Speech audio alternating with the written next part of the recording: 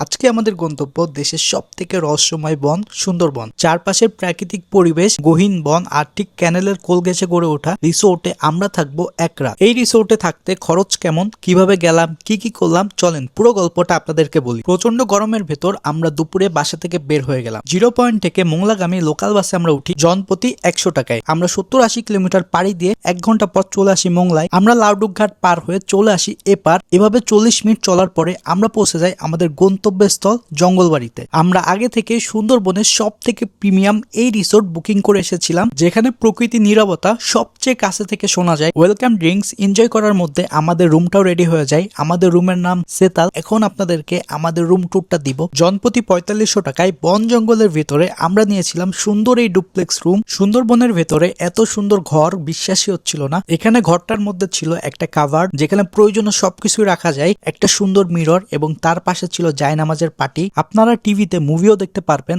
আর বেডটা ছিল খুবই বড় এবং অনেক সুন্দর দেখতে। এই রুমটার বেস্ট পার্ট অ্যাটাচ বেলকনি, যেখান থেকে সুন্দরবনের ওয়াইড অ্যাঙ্গেল একটা ভিউ পাওয়া যায় এবং সুন্দরবনের নীরবতাকে খুব কাছ থেকে দেখা যায়। ইকো ফ্রেন্ডলি কাঠ দিয়ে ইন্টেরিয়র করা ওয়াশরুমটা ছিল খুবই ক্লাসিক। যাই হোক, আমরা আসলাম রেস্টুরেন্টে লাঞ্চ করতে। 4500 টাকার মধ্যে থাকা খাওয়া, মোংলা থেকে পিক অ্যান্ড ড্রপ সব সার্ভিসই রিসোর্ট দিবে। চলে আসলো আমাদের খাবার। আজকে আমরা একটা অসাধারণ জায়গায় লাঞ্চ করব।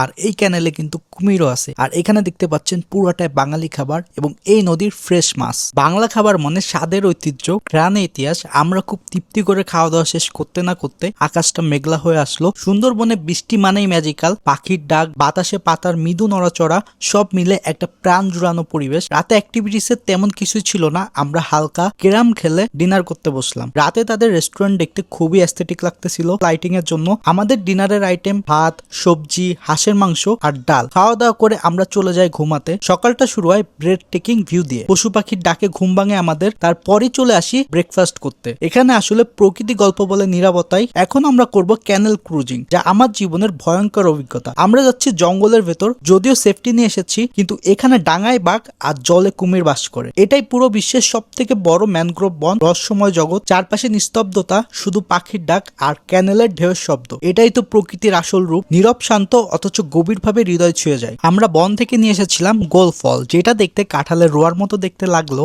এর ভেতরে ছিল তালের মতো শ্বাস। খেতে লবণাক্ত ছিল, আমার কাছে তেমন জমে নাই। আমাদের একদিন এক রাতের ট্যুরটা এখানেই শেষ হচ্ছে। জঙ্গলের ভিতর জঙ্গলবাড়ির সাথে আমার অসাধারণ এক্সপিরিয়েন্স হয়েছে। আপনাদের কাছে ভ্লগটা কেমন লাগলো আমাকে অবশ্যই কমেন্টে বলবেন। দেখা হচ্ছে পরবর্তী ভ্লগে।